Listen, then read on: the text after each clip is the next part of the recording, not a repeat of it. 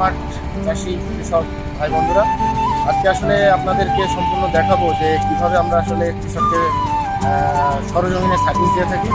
আসলে এইভাবে লয়ালভাবে কেউ সার্ভিস দিতে সক্ষম না, অন্তত চ্যালেঞ্জ রেখে বলবো শেষজীবন কাছার অত যশোরের ভিতরে। আজকে আপনারা পুরোটা দেখবেন ইনশাআল্লাহ।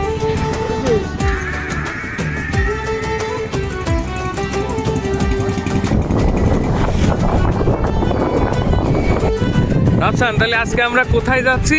আজকে যাবো আমরা ডুমরে, যেটাকে আমরা বলি রাজার ডুমরে, নন্দের ডুমরে হয়ে জি, ইনশাল্লাহ দুইটা গ্রাম ঘুরে চাষিদের সাথে দেখা করে তারপরে তাই আসবে। আচ্ছা, তা আমরা যে মাঠে যাচ্ছি, এই মাঠে আসলে কি ফসল লাগাবে? আসলে এই মাঠে আমরা যেটা দেখছি যে যে কোনো প্রতিষ্ঠান প্রথম চান্সেই কৃষকদের আসলে অনেক রিস্কের মুখে ফেলে দেয়। মরিচ চাষ কিন্তু আসলে অত সহজ বিষয় না। আমাদের এই চাষি প্রথম পর্যায়ে মাত্র 5 কাঠা জমিতে মরিচ চাষ করছিল। সে 5 কাঠা জমি থেকে আলহামদুলিল্লাহ মোটামুটি 45,000 টাকার মরিচ সে অলরেডি সেল দিয়ে ফেলাইছে। তো এখন সে আবার প্রায় 13 থেকে 14 কাঠা জমি আর কি রেডি করছে। সেখানে মালচিং বিছানো হয়ে গেছে। তো আজকে সেখানে আর কি তারা চারা রোপণ করবে, সেই উদ্দেশ্যই আর কি মূলত বের হওয়া। তো আজকে দেখাবো যে আসলে কত কষ্ট করে, কত কাদা পানির রাস্তা আমরা পার হয়ে আমরা যে আসলে মাঠে যাই এবং কৃষকের পাশে থাকি, সেই জিনিসটা আসলে না দেখলে কেউ আসলে বিশ্বাস করবে না।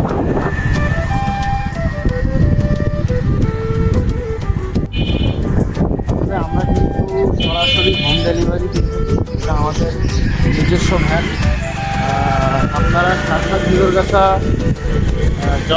যশোরের ভিতরে আপনারা যেখানে যেই জিনিস আপনারা যদি ঠিকানা দিয়ে দেন, প্রতিটা চাষি কিন্তু আপনারা বাড়িতে বসে থেকে আপনাদের মাল পেয়ে যাবেন। কারণ আসলে কৃষকের সময়ের মূল্য অনেক বেশি। হ্যাঁ, আমরা মানে আমার লাইফে আমি যেটা দেখছি যে আমাদের জীবনের সবচেয়ে বড় যোদ্ধা হিসাবে কিন্তু কাজ করে কৃষক।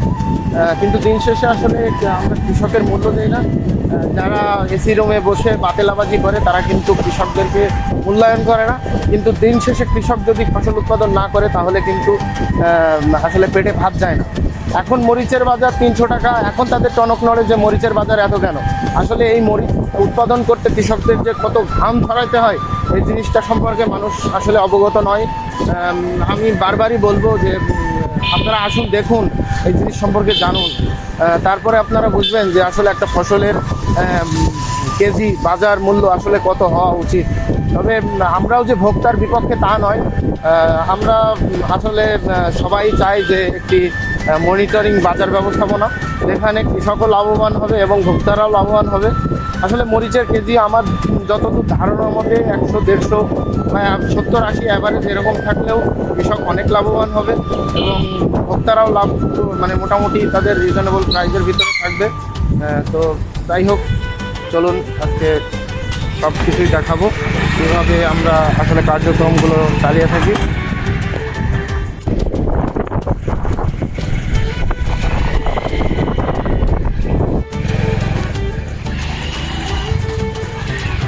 যাই হোক, আমরা ইটের ফেলিং শেষ করে আসলাম। এখন আমাদের এই যে মোটামুটি কাদার রাস্তা, মাটির রাস্তা, এই রাস্তা দিয়ে আমরা আসলে যাব। তো যাই হোক, সাথে থাকবেন।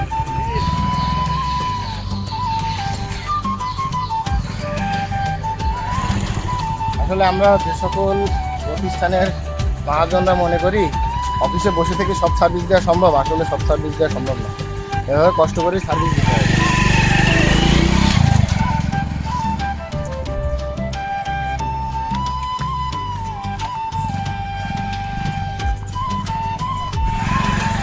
বন্ধু, হলুদ ক্ষেতের মধ্যে নিয়ে মোটরসাইকেল চালাচ্ছে। কখনো কখনো হলুদ ক্ষেতের ভেতর দিয়েও গাড়ি নিয়ে যাওয়া লাগে, এটাই বাস্তবতা।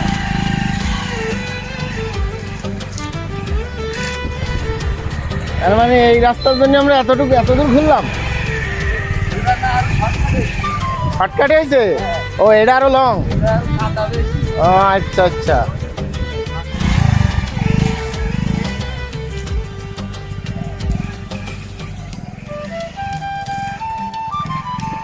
অসম্ভব পরিমাণে কাদা। আস্তে আস্তে আস্তে।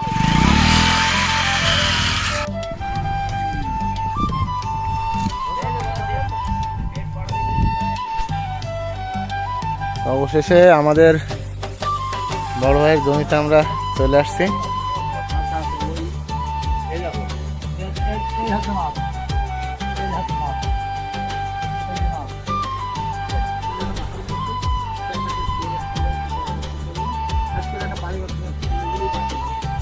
আমি যেন চারার গুঁড়া থেকে যতদূর পারি আমি হাত নরম ভাবে করছি এবং আমার চারার গুঁড়া যতটুকু মাটির তলে যাবে, বাকিটা উপরে যাবে। আরে, আপনি যদি তাপ দিয়ে কাটার কথা বলছিলেন না, তাপ দিয়ে যখন কাটতেন এই চারা কত হয়ে যাবে। ও চারা রোজ উঠলি যতই চারা পোতেন ওই চারা শুধু কাটতে ঠিক আছে, চারা কাটতেই থাকতো। চাপা লাগবে না তো, শুধু এরকম খেলাবে আর মুড়া যায়। ধার হলেই মনে করেন ওই যে ধার তা দিয়ে হালকা করে দিয়ে এবার একটুখানি এই তারা 4-5 দিন রেখে দিলেও কোনো সমস্যা নেই, কিন্তু কিছু সিস্টেম আছে। সিস্টেম কিরকম, ওরা পলিথিনটা খুলবেন, খুলে ছায়া জায়গায় ওরকম হালকা করে সোজা করে সাজায় রাখতে হবে রেখে ওইভাবে। এখন যেহেতু নরম আবহাওয়া, গরমের সময় আমরা বলি যে সুতি কাপড় ভিজায় উপরে দিয়ে দিলে হয়ে যায়, কিন্তু এই চারা আপনি 5 থেকে 7 দিনও রাখতে পারবেন, আপনার তো টেনশন নেই। কিন্তু আমি বারবারই যেটা বলছি, চারা পোতার জন্য সুন্দর হয়, ঠিক আছে। আপনি আস্তে আস্তে করেন, আপনি 2 দিন সময় নিয়ে করেন। সুন্দর করে আপনারা কিন্তু দেখলেন, এইভাবেই কিন্তু আমরা মানে সরজমিনে এত কষ্ট করে কৃষককে সার্ভিস দেই। তো যাই হোক, যার কারণে কৃষকরা আমাদেরকে অনেক ভালোবাসে। আমরা সবসময় কৃষকের পাশে থাকার চেষ্টা করি এবং সর্বসাকুল্যে আমাদের মূল উদ্দেশ্য কিন্তু একটাই, যে কৃষক যেন সফলতা পায়। কৃষক সফলতা পাইলে আমাদের কাছে অনেক বড় পাওয়া। তো এখন আরেকটি জমিতে যাব, সে অলরেডি মরিচ হারভেস্ট করছে। আমরা অলরেডি পথের মাঝখানে আস্তে আস্তে শুনতে পাচ্ছি যে প্রতিদিন সে 3 বস্তা করে টাকা নিয়ে যাচ্ছে। চলুন এবার সেই ক্ষেত্রে ঘুরে আসে।